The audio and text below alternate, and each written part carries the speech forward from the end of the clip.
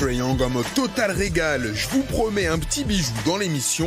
Le phénomène d'Atlanta a encore cartonné hier soir, 42 points gentiment. King James est toujours le patron de la ligue, mais attention, ça pousse à l'ouest. Les Suns se sont chauds. 8 matchs hier soir, des Français, des revenants, du spectacle et des sacoches. Adieu qui parle de sacoche, c'est un peu l'hôpital, la charité, tout ça. Bonjour tout le monde, NBA Extra en direct pendant 3 quarts d'heure. On a plein de choses à voir aujourd'hui dans l'émission. On va tenter une expérience. Xavier Vaution, bonjour. Bonjour, bonsoir. Jacques Monclar, bonjour. Salut. C'est la fait, hein. Ça marche. Il y a encore 4 secondes, non. Combien de matchs au programme aujourd'hui, coach? Adieu à la sacoche sans accessoires. Est-ce qu'on pourrait préciser, s'il vous plaît, Jacques, c'est important de dire à nos téléspectateurs combien de matchs nous avons au programme? Nous avons 8 matchs au programme aujourd'hui. Très bien, merci Jacques Monclar, l'info est donnée. On peut donc commencer par une affiche qui me fait mal au cœur mais qui était bien belle entre Atlanta et Denver la nuit dernière. Trae Young face à Nikola Jokic, pas directement face à face je vous rassure, mais ces deux-là étaient opposés, ça aurait été compliqué pour Nikola Jokic sinon. Match Xav surprenant hier soir au Pepsi Center. On voit toujours des bonnes choses avec Atlanta. Parfois ça gagne, parfois ça perd, mais c'est toujours spectaculaire, surtout quand il y a un fameux Trae Young qui est en feu.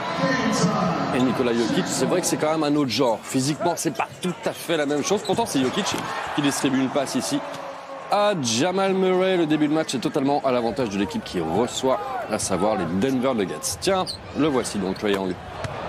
Il est très fort, c'est pas la première fois qu'on le dit. 2 pas en zone d'attaque et là, ils viennent de marquer, ils prennent sur relance directe. Incroyable. Trae Young de nouveau, hop, cette fois, c'est sur Torrey Craig. Oh ben ils vont tous y passer. Hein. Hop là, aïe aïe aïe. Will Barton a failli se faire un nœud là-dessus. Bonne passe pour Jabari Parker de Trae Young, toujours. Oui, c'est pas facile avec, et pourtant. Des choses qui peuvent arriver. Aïe. Regardez, aïe aïe aïe aïe aïe. Ah là là, ça fait tellement mal. Et ça lui a fait mal aussi à Werther, direction les vestiaires. Lui s'occupe de tout. Hein. Trae Young, encore une fois. Ah non, absolument inarrêtable. 77-69. Les Hawks qui sont sur un très gros coup à aller gagner au Pepsi Center. Mais c'est pas encore terminé. Trae Young toujours, c'est inimaginable. T'as vu le Little Bridge là? Nutmeg, le petit pont. Et ça continue. Pour les Hawks toujours devant. Klein Ah oui, il est content de lui. Il est content de lui. 98-87. Il va y avoir une réaction quand même, bien sûr. Elle est emmenée par Will Barton. On est désormais dans le 4e quart-temps. Cette belle passe de Murray pour Gary Harris. Et évidemment, Denver revient.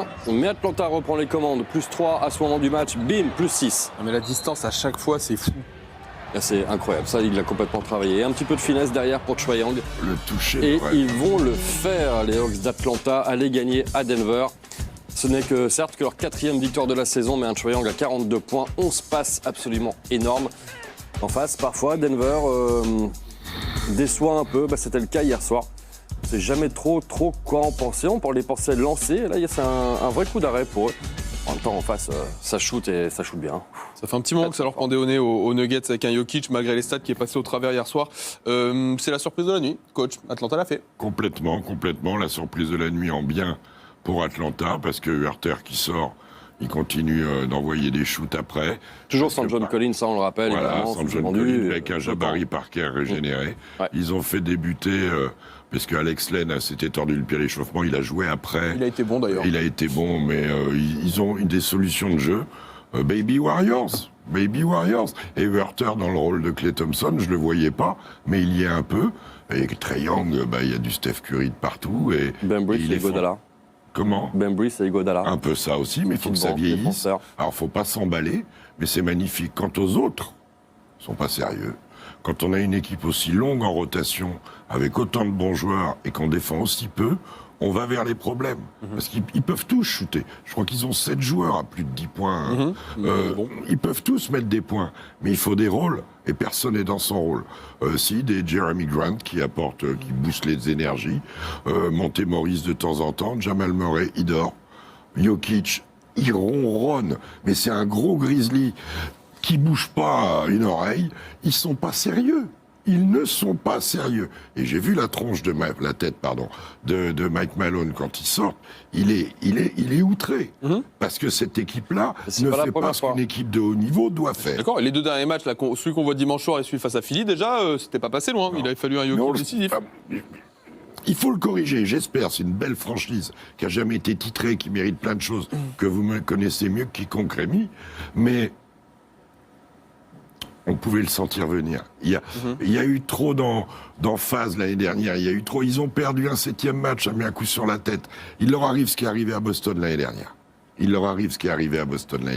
7e match perdu à la maison comme ça, contre une équipe contre qui ils sont favoris, eh ben ça donne ça. Et là, ils y sont pas mentalement. Il faut, passez-moi l'expression, qu'ils se mettent le cul par terre. Ouais. Ils ne le font pas. 7 victoires, 3 défaites, ça pourrait être bien pire pour les Nuggets, je vous assure, vu la physionomie de cette saison. On reste sur les Hawks, parce que là, pour le coup, ça marche bien à Atlanta, et on parle de celui dont tout le monde parle ce matin. Trae Young, vous me dites qu'il y a du Steph Curry là-dedans. Est-ce qu'on n'est pas clairement sur un Steph Curry 2.0 ? Et j'aime pas dire ça, mais j'avoue que ça y ressemble de plus en plus. Avec en plus cette faculté de shooter très loin, comme le fait Damian Lillard, parce que ça, c'est plus Damian Lillard qui a un petit peu réinventé ce shoot du logo. Parce que on rappelle que Lillard, c'est le shoot à Damian Lillard, c'est pas le shoot de Steph Curry.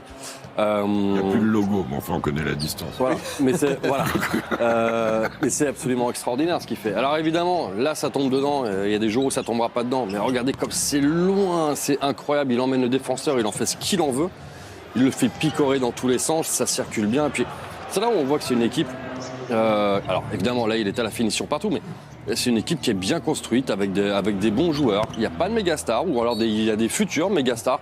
Comme c'est quand même en train d'en devenir une, non ? Exactement, comme les Trae Young, comme pourrait le devenir éventuellement John Collins.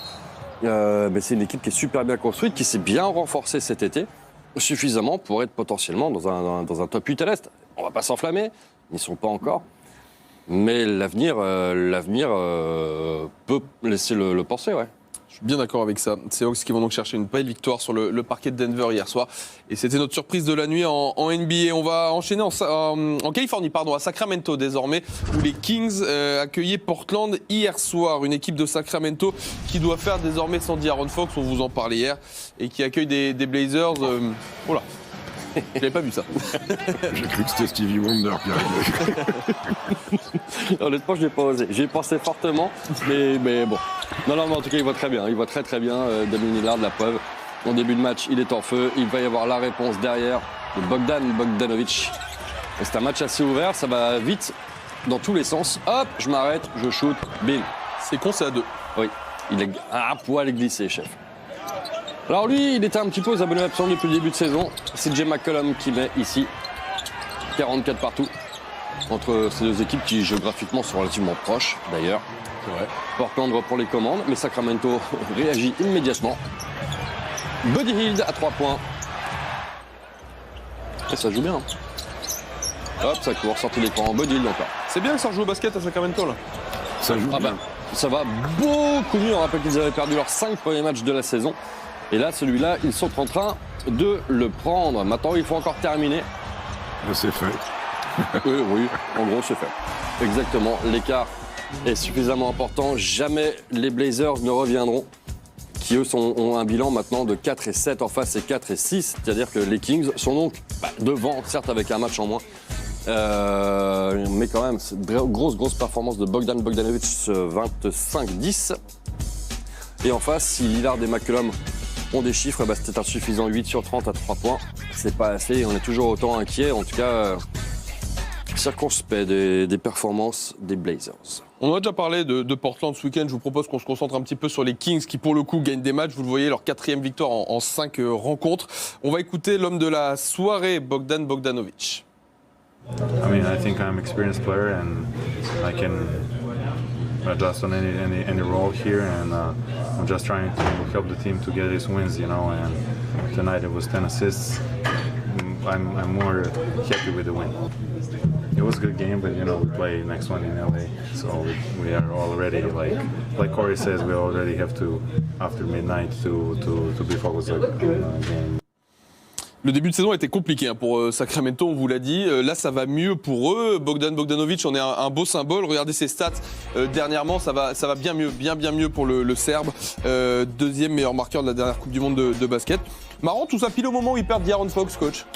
Oui, alors on peut en parler, ça justement. Je trouve que c'est ça qui est bien De'Aaron Fox, qui a re-signé comme Buddy Hield, et ça a apaisé le vestiaire. Le retour, même si hier il n'est pas là, de Marvin Bagley, c'est bien aussi. Qui a remplacé De'Aaron Fox? Un gars qui met que 3 points, d'ailleurs, 3 points importants à un moment à gauche, c'est Cory Joseph. Et ils ont sorti Yogi Ferrell du Formol. Et l'équipe a joué. L'équipe a joué parce que il y a des bonnes références, parce que Bogdanovic est un joueur largement sous-coté. Bogdanovic est très sous-coté. Et cette équipe-là joue bien. J'aime beaucoup le Richaun Holmes aussi. Richaun Holmes, ouais. Richaun Holmes qui fait d'excellentes choses et qui résiste physiquement dans la peinture. Moi, cette équipe-là, je la trouve sympa. Il faut pas qu'il y ait les fils qui se touchent au niveau de Buddy Hield, au niveau de joueurs comme ça. Harry Giles aussi remet le nez à la fenêtre. Il y a un potentiel. Bjelica est une espèce de vétéran. Cory Joseph apporte de la sérénité. Bogdanovic est un joueur qui, bien sûr, est un scoreur, mais peut faire autre chose. Cette équipe-là est très sympa à avoir joué en ce moment. Ouais. Voilà. Et De'Aaron Fox s'était mis dans le pli et dans le moule depuis qu'il a été conforté, comme Buddy Hield, contractuellement. Parce qu'ils sont quand même un peu affamés de reconnaissance. Et la première des reconnaissances pour un joueur, c'est son contrat. Et on lâche pas l'affaire du côté Sacramento, Xav. C'est bien, on avait un peu peur en début d'année là. Ouais, il y a juste titre, parce qu'en fait on avait peur pour eux depuis même le All-Star Game de l'année dernière. Parce que depuis la fin de saison a été dramatique. Le début de saison, c'était la suite de la saison dernière. Ouais, il y a quelque chose qui vient de se passer. Enfin, c'est une équipe, comme le disait Jacques, il y a tellement de talent dans cette équipe que c'est pas possible qu'à un moment ou à un autre ça décolle pas, quoi. Après, il y a un nouveau coach aussi, donc un style de jeu qui est un petit peu différent. Luke Walton. Luke Walton, absolument, ça joue beaucoup moins rapidement qu'avant. Il était presque dégagé il y a 1 semaine et demie, 2 semaines. Exactement, c'est depuis ce moment-là où ça part. Tandis que de l'autre côté, ils en sont à regretter Al-Farouq Aminu, Evan Turner, Jake Lehman et bien sûr Nurkic, mais qui reviendra. Ça a déstabilisé complètement les Blazes. La mayonnaise prend pas avec les nouveaux joueurs. Ouais. Et Terry Stotts va se retrouver en péril. Là, ça devient compliqué, c'est vrai, pour Portland. On ouvrira ce dossier un autre jour. Sachez en tout cas, si vous aimez Sacramento, qu'on vous les proposera dimanche. Ce sera notre affiche du Sunday Night Live face aux Celtics. Donc on est bien content que ça marche bien pour Sacramento. Et Boston, l'air de rien, meilleure équipe de toute la NBA en ce moment. Juste ça, voilà. Juste meilleure équipe NBA. Donc ils vont à Los Angeles et ils jouent Boston. Ouais. Ça va faire bonne fin de semaine. Bonne fin de semaine. Ouais, bien, ouais. Le SNL, ce sera dimanche à 21h15. Allez, on enchaîne sur 3 autres affiches, tout en images. À présent, on va voir ce qu'ont fait les Sixers. Match compliqué pour les Sixers face à Cleveland. Ouais, je vous assure. Résumé signé Florian Michel. C'était censé être une soirée tranquille pour les Sixers qui recevaient les Cavaliers. Et ça commence plutôt pas mal, avec un Ben Simmons en jambes qui termine à 15 points et 6 passes. On ne peut pas dire qu'il y ait une très grosse intensité défensive. Joel Embiid score tranquillement. Quelques minutes plus tard, il rend l'appareil à Tristan Thompson qui a inscrit ses 2e et 3e paniers à 3 points en carrière hier soir. Oh my goodness! Peu d'intensité, un faux rythme. Les Sixers gèrent tranquillement. Un peu trop puisque Cleveland passe devant en fin de match derrière les 18 points de Colin Sexton.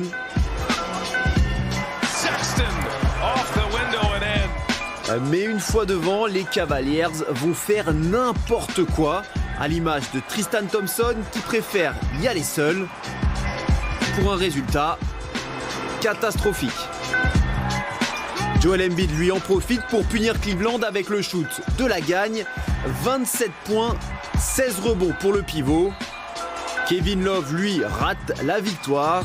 Et les Sixers s'en sortent très bien avant d'aller à Orlando.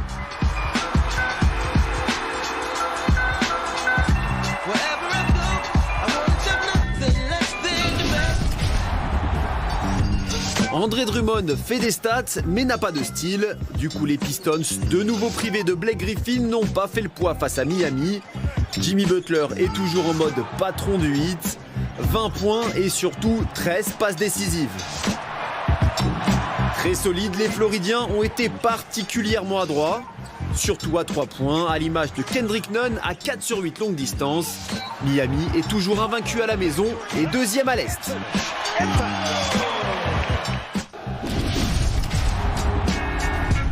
Chicago reçoit New York pour un duel de bas de tableau avec un RJ Barrett en mode dealer de highlight.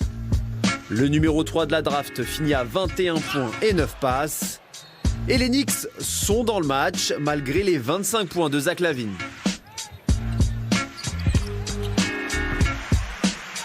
Ils sont dans le match jusqu'au 4e quart-temps. C'est le moment qu'a choisi Kobe White, le rookie des Bulls, pour se transformer en Kobe, tout simplement. Il prend 8 shoots à 3 points dans ce quart pour en réussir 7. Record de franchise pour une soirée à 27 points et une belle victoire à Windy City. Vous avez entendu la stat que vous a dit Mitch là 7 shoots à 3 points incroyable. rentrés par Kobe White dans le 4e quart-temps hier soir pour les Bulls. On parle d'un record de franchise. La franchise s'appelle les Chicago Bulls. Quand on sait peut qui a parler joué aux aussi. Chicago Bulls, On c'est peut parler respectable, aussi d'un record pour un rookie. Ouais, c'est vrai. 7 sur 8 à 3 points en un quart-temps, c'est un vrai coup de chaud ça, dites-moi. Oui, oui. Avec ce shoot poussé qui pourtant part de bas. Mais magnifique, quoi. Magnifique. L'ancien meneur de North Carolina. Ça te plaît, Xav, ce que tu vois de lui là? Oui, parce que je le trouve surprenant.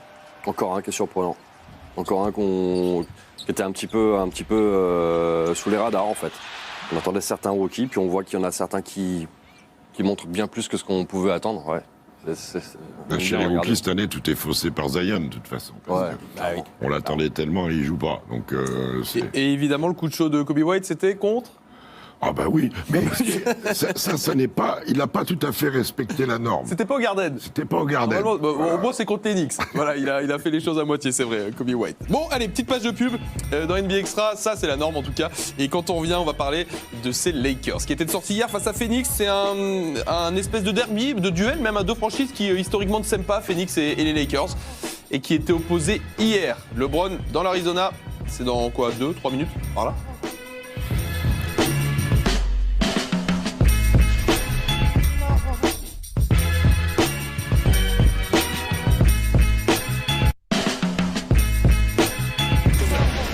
Nous sommes donc de retour. Parfait. C'est NBA Extra. On est en direct évidemment. Si vous vous inquiétez pour lui, sachez que Xavier Vaution mange bien ces temps-ci.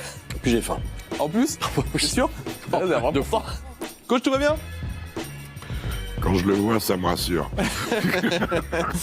Ah, il se passe tellement de choses pendant la pub. 3 affiches encore à débriefer dans NBA Extra aujourd'hui, mais avant ça, il y a un petit conseil lecture basket qui nous intéresse ici particulièrement à Beansport. Sachez que les copains de Rivers ont sorti le 3e numéro de leur MOOC sur le futur du basket avec un très beau Zion Williamson en couverture. Cette création graphique que je trouve absolument magnifique. Vous retrouverez plein de choses dedans. Vous retrouverez un Xavier Vaution beau gosse comme jamais en interview avec Théo Homesser. Vous retrouverez la chronique de Jacques Monclar. Vous retrouverez plein de trucs. Tu nous raconte quoi dans ton interview? Plein de choses, énormément de choses, un peu tout en fait. Et ouais, ça parle un petit peu de musique aussi, vraiment beaucoup d'air. Bah oui, ça te correspond un petit peu. Et d'ailleurs, si vous le lisez, je pense qu'on pourrait presque faire un jeu. Il y a du Rémi Reverchon aussi à un moment, pas dans Money Talk. Trouvez-moi. Quelque part dans le MOOC, ouais. Il est caché quelque part, faut le trouver. Le travail de recherche, d'analyse qui est fait dans les MOOC qui sont maintenant beaucoup plus puissants que des mensuels ou quoi ou qu'est-ce. Je parle en recherche, en volume de travail. Remarquable. Bravo Théo, Julien, Al, Guillaume, toute la clique de Rivers, là, bravo à vous les gars. Et vous pouvez trouver ça sur le site évidemment basketsession.com. Allez, on en revient à notre actu NBA avec cette soirée, cette affiche que je vous présentais avant la pub entre Lakers et Suns. LeBron James, Anthony Davis face à cette équipe de Phoenix, Xav, qui marche bien, si bien ces temps-ci. Ouais, on a vu un super match, on a diffusé ça ce matin et on peut s'attarder 2 secondes sur LeBron, mais c'est pas lui qu'on verra le plus dans cette rencontre. En début de match, il est surtout passeur pour Anthony Davis qui vient écraser le pauvre Ricky Rubio qui passait par là. Et la réponse, comme très souvent, viendra de Devin Booker. À noter qu'il y en a un qui a complètement raté son match, c'est Kelly Oubre. On en reparlera sans doute pas parce que c'est tellement serré dans cette partie. Le voici Kelly Oubre qui se fait écraser ici par LeBron. Ouais, il va se faire écraser sur un contre aussi. Oh oui, oh là là. Oh, il en a pris un d'une sévérité absolument incroyable. Joli petit move ici, signé Ricky Rubio, qui était bon encore une fois hier. Anthony Davis qui prend le meilleur sur tout le monde, et notamment sur Dario Saric. Hop, dès que l'épaule blessée est passée. Et bah de tout d'un coup, tout devient facile pour Davis. Bim. Eh ben Javel. Ah, Javel Magui en mettre une sur la tête d'un excellent Aaron Baines, encore une fois cette nuit. C'est pas mal non plus. Devin Booker, c'est serré, 6 minutes à jouer. Les Lakers qui font un premier break. Il a été fort là-dessus, Anthony Davis. Et LeBron, qui a été d'une discrétion totale offensivement hier, beaucoup plus en mode passeur, vient inscrire 2 points ici. Le rebond volé par Avery Bradley. Caruso qui cherche une solution, trouve Kyle Kuzma qui va réussir un très très bon match. Et ces 2 paniers vont céder le match. Victoire des Lakers grâce à un très bon Kyle Kuzma sorti de banc. Pour lui, 23 points, à très très bon pourcentage de réussite. Ricky Rubio 21 et 10, Devin Booker 21 points. Celui qui manque, je dis, c'est Kelly Oubre qui n'a mis qu'un seul point hier, lui qui était sur une série d'une 30aine de matchs à plus de 10 points inscrits consécutivement. Bah voilà. Hier, c'était vraiment 2 équipes totalement différentes. Une qui jouait énormément à l'intérieur, les Lakers, contre une qui shootait énormément à l'extérieur, les Suns. Ah ben, au bout d'un moment, voilà, c'est les Lakers qui ont fait la différence à l'extérieur. C'est quand même con. Et ouais, juste après avoir perdu contre Toronto à la maison, ils se relancent. C'est les Lakers, coach. Il fallait 23 points pour le duo McGee. Javel Howard, quoi. Ouais. Howard, c'était bien. Javel Howard, ça tient bien la route. Une particularité, les Lakers ont pris beaucoup de passages dans le dos, de backdoor. Pourquoi ? Ils ont bien défendu la ligne à 3 points. L'exemple, Devin Booker n'a pas mis un 3 points. Ouais, fort. Et ça doit être la première fois depuis un moment. J'ai pas été... Le meilleur à 3 points hier, c'était Aaron Baines. Oui, comme souvent. Mais en tout cas, il en a pris que 2. Ils ont bien défendu au large. Après, ça manque de dureté dedans. Mais très bien, ils ont été le chercher. LeBron discret, à un moment, ils ont besoin d'un panier, il met un 3 points. Il est dans je trouve qu'il joue un rôle de grand frère. Et l'arrivée de Kuzma le décharge encore offensivement. Donc il est vraiment dans un registre d'élaboration de jeu. Il y avait le retour de Rajon Rondo aussi.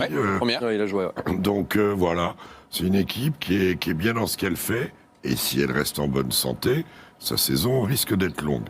Et quand on parle de santé, Rémi, on parle de... Anthony Davis. On va la garder sous le coude, cet inconnu-là. Pour l'instant, j'aimerais qu'on se concentre sur le positif et sur le retour de Kyle Kuzma qui fait plaisir aux Lakers. Écoutez-les. In the first half, he attacked early in transition. Willie's really good using his Euros to his floaters, using his speed. And then in the second half, he was just in the right spots at the right time. That last 3 was all because of AB's offensive rebound, getting that offensive rebound, kicking it out, and Kuz got that 3. So, he played it. Kuz was just at the right place at the right time, but he was very patient tonight, and it was key for him. Yeah, I mean, he made some big-time plays tonight. He's starting to get in the groove, starting to find his rhythm. And, the more he's able to play like that, the harder it's going to be for us to be beat. He stepped up tonight. Took all his shots, in rhythm. And like I said, we trust in the next pass. We trust in the next guy to make a play for us. And, we were going to the same play for Avery, and he was making the right play. Kyle Kuzma qui s'était blessé cet été avec Team USA, qui est de retour pour son 3e, je crois, match depuis cette blessure. Xav, toi qui l'as commenté ce matin, il semblerait qu'il soit de retour, ça y est ? Ouais, il rentre en 2e quart-temps. Et comme on disait pendant l'interview, il met 13 points.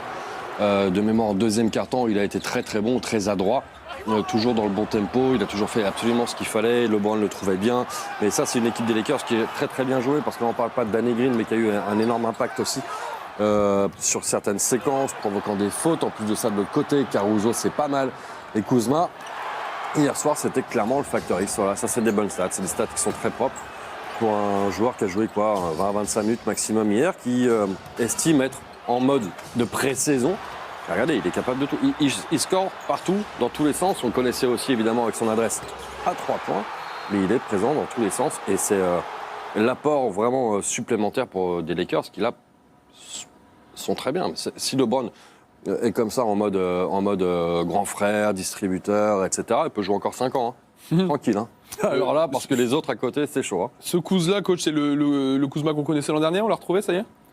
Il est en réussite là, mais je pense que dans cette équipe-là, ça sera mieux que le Kuzma de l'an dernier. Je pense aussi qu'avant de se blesser, l'avoir fait Team USA lui a fait du bien. Okay. D'entendre d'autres voix, de partager avec d'autres grands joueurs. Bon, après, il y a eu beaucoup de blessés, mais bon, c'est très bien.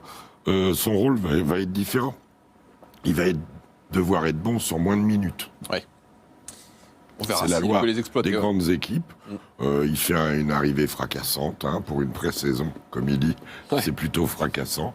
Mais oui, on sait la qualité du joueur et l'importance qu'a mis le management des Lakers à le garder. À le garder et à sacrifier Ingram, mais à le garder lui. Bien sûr qu'il voulait le garder, Kyle Kuzma. Alors je vais vous montrer une image à présent qui peut être inquiétante, celle qui concerne Anthony Davis. On se rend pas bien compte, mais regardez sur cette interception qu'il vient de faire Anthony Davis, il se fait mal, il prend un coup au niveau des côtes. Il va avoir mal pendant tout le reste du match, il a même passé une radio après la rencontre. Tout va bien, on dit que voilà, il y a rien de bien grave, sauf que ça fait une douleur de plus. On parlait de ses douleurs, il en parlait d'ailleurs de ses douleurs à l'épaule depuis le début de la saison. Ça commence à faire beaucoup pour Anthony Davis, un joueur qui est quand même bien sujet aux blessures d'habitude, les gars. Est-ce qu'il ne serait pas temps, est-ce qu'il ne serait pas malin, surtout pour les Lakers, d'envisager de gérer un petit peu Anthony Davis? Shut him down, bien sûr. Évidemment que si, parce que ça va forcément un jour ou l'autre poser un problème. En off, tout à l'heure, on disait, on va se réveiller un matin, on va voir absent pour 6 mois, fin de saison. C'est possible, parce que je trouve j'arrive pas à comprendre le management autour de Davis. S'il a mal, il joue pas. Là, il se plaint tout le temps d'avoir mal à l'épaule.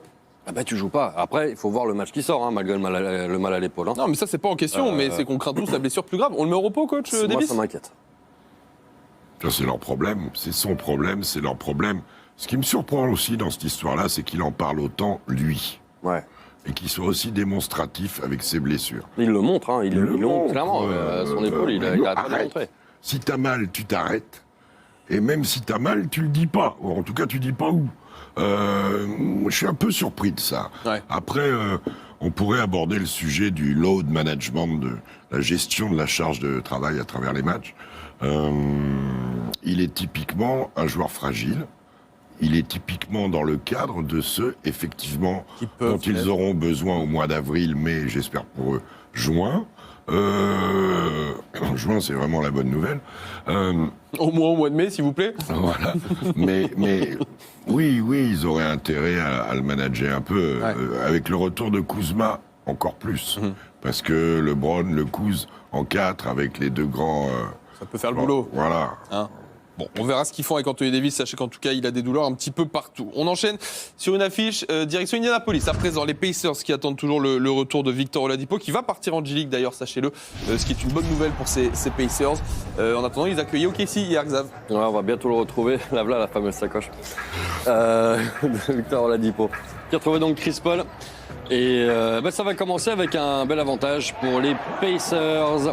Et un Brogdon de feu en première mi-temps. Voilà, même spot, hop, la petite proie, bim bim. De suite pour l'excellent Malcolm Brogdon. C'est pas à l'extérieur, c'est à l'intérieur, il prend le meilleur sur tout le monde. Brogdon toujours. Et quasiment à lui seul, il crée l'écart, un gros écart déjà à l'avantage d'Indiana en première mi-temps. On n'a pas encore vu cet homme-là, hop, le voici. Il y en a un qui fait un gros chantier en ce moment aussi. C'est quand même Domantas Sabonis. Ouais, le voici justement. Domantas Sabonis. Chaque fois, je me fais avoir. Main droite, exactement, au-dessus de Steven Adams. Contre son ancienne équipe. Absolument. Il était tradé pour... c'était avec Victor Oladipo, direction Indiana, à la place de Casey. Tiens, ça manquait d'un autre TJ Leaf. Parce que c'est l'équipe des TJ, on rappelle qu'il y en a 3 quand même à Indiana. Leaf, Warren et McConnell. Exactement. Et puis on a compris, victoire sans trop de soucis d'Indiana. OKC est complètement passé à côté hier. Et notamment Shai Gilgeous-Alexander, 11 points seulement pour lui. Schroeder, seulement 9. Chris Paul, des petites stats aussi. Et quand on voit le pourcentage de réussite, 35,8, il ne pouvait pas espérer grand-chose qu'une défaite. Autre chose qu'une défaite. 4 victoires, 7 défaites quand même pour OKC. Ça commence à être un petit peu plus embêtant. Et Indiana revient. Indiana a bien lancé. À l'inverse, c'est ça, 7 victoires, 4 défaites, c'est Pacers. Vous allez me dire, ils profitent du calendrier et tout ça, mais ils les prennent les matchs. Non, mais moi je suis... Vous savez qu'au début de saison, je les voyais vraiment pratiquement très haut derrière les 3, deux. Top 4. Comment ? Top 3, top 4. Ouais, voilà. Rien contre le garçon, mais l'absence de Miles Turner a débloqué les choses. C'est vrai. Ils ont galéré quand Sabonis n'était pas là, Sabonis et Turner. Ah bah là, ils se sont C'est fait vrai exécuter. que quand on n'aurait pas la mais Sabonis est là, ça marche quand même. Et lui, là, TJ Warren, il fait le boulot aussi, là, dites-moi, belle recrue cet été. Alors, pour le coup, il était déjà bon de temps en temps quand il avait les minutes à Phoenix. À Phoenix, mais bon, là, vous allez le chercher, c'est vrai que c'était pas l'un des free agents les plus cotés de cet été. Non. Bon. Et on l'a vu dès la pré-saison. Pour les matchs qu'on a fait des Pacers, c'est vraiment lui qui avait beaucoup de tickets shoot, beaucoup de ballons. Le duo Brogdon-Warren, il marche bien. Il marche très très bien derrière. Et Brogdon, on peut en parler. Alors, il est pas flashy, il est pas dans la norme du highlight et tout. Mais quel joueur! Ah, il a tout d'accord. Quel joueur! Rookie de l'année, on l'avait oublié. Vous vous rappelez à l'époque, comme on était presque surpris, choqué, tout ce que vous voulez que ce soit rookie de l'année. Là, il le prouve. Hein. Ah bah oui. Et ça, son départ fait du mal à Milwaukee aussi. Hein. Mais cette équipe joue bien. Nate McMillan la tient bien. TJ Warren est une excellente confirmation. Sabonis est solide comme un roc. Et puis Brogdon... Et Oladipo qui va revenir dans du Parce qu'ils ont perdu... En décembre, a priori, Oladipo le retour. Ouais, mais Oladipo et Miles Turner va finir par revenir aussi. Et, quand les joueurs voient que l'équipe est bonne sans eux, c'est la meilleure manière pour qu'ils restent dans le cadre. Je suis assez d'accord avec ça. 7 victoires, 4 défaites pour ces Pacers qui sont donc imposés hier soir. Dernière affiche de notre nuit dans NBA Extra. Brooklyn qui se déplaçait à Salt Lake City pour y affronter Rudy Gobert. Rudy Gobert qui est bien chaud, Xavier, en ce moment-là. Ah, il est très très bon, Rudy. Il a parfaitement lancé sa saison. Et c'est vrai qu'hier soir, il avait de quoi faire parce qu'il avait face à lui Jarrett Allen et DeAndre Jordan. Donc encore une fois, une soirée bien chargée pour Rudy Gobert qui va écraser Jarrett Allen d'entrée. Bon. Ah, il a marqué son territoire. De Jarrett Allen. Petite séance de tricot. Kyrie Irving qui va répondre plus 4. Brooklyn, les Nets sont bien dans cette rencontre. DeAndre Jordan ici, qui a bien suivi. Et la réponse, elle vient en deuxième mi-temps de la part de Donovan Mitchell, en deuxième quart-temps, pardon, de Donovan Mitchell. Olé! Hop, up and under. Allez, ça, dites-moi, Rudy là. Gobert. Ah, oui. Encore une fois sur Jarrett Allen. Comme par hasard, il a reçu la balle en mouvement. Fin de la première mi-temps. Il réclame une faute qui ne viendra pas. Kyrie Irving. Et Donovan Mitchell va reprendre les choses à son compte en troisième quart. Et Utah est derrière, mais le match est très serré. Il n'y a que 4 points d'écart entre les deux équipes. La longue passe pour Bojan Bogdanovic. On sait que les deux arrivent bien à se trouver comme ça sur le jeu en transition.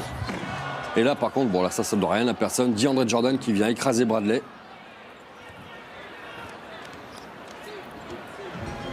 Et l'enjambé.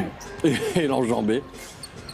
Les Nets sont désormais derrière avec ce tir extérieur. Et Utah qui continue. On est en quatrième quart-temps. Hop, ce coup-ci Donovan Mitchell qui prend le meilleur encore une fois. En allant vers le cercle. Une petite réponse? Bah oui, à 3 points. Joe Harris.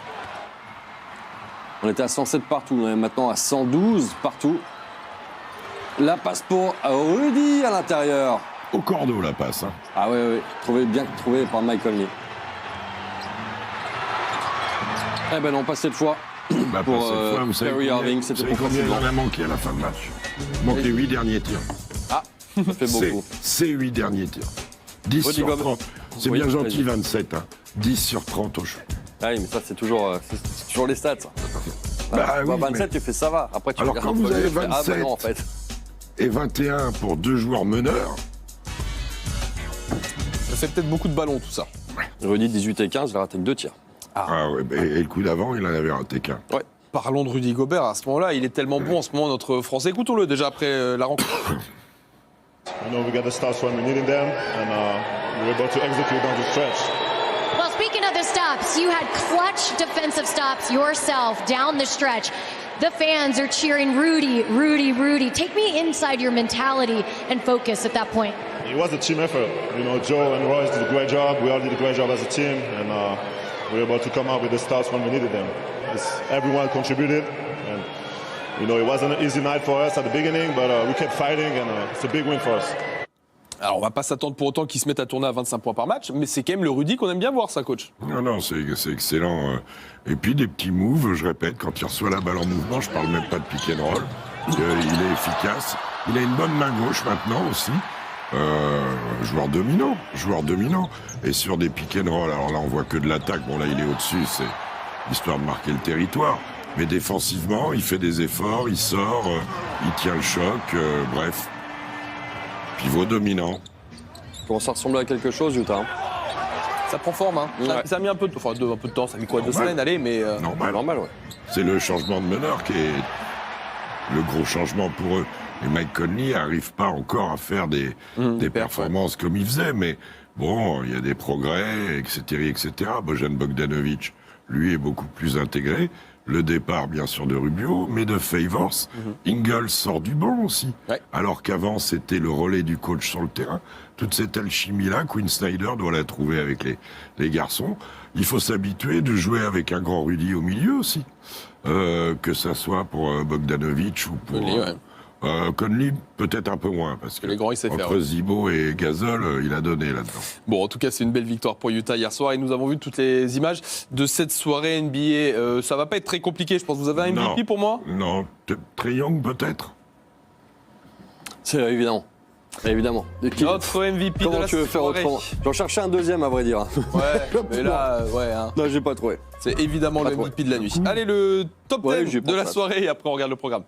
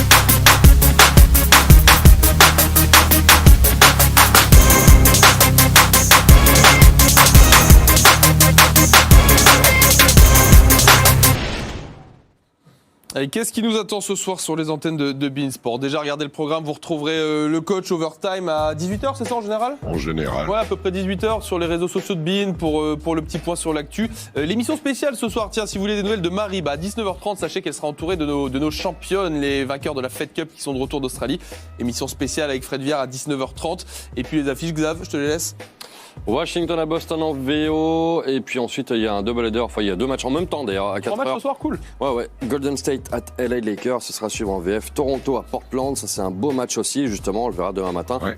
À 9h15 avec Jacques Monclar. Grosse pression sur les Blazes. Qui vont intérêt à en prendre un de temps en temps là. Oui. Hein, ça serait bien pour vous. Mieux, oui. Voilà pour cette émission, merci à vous de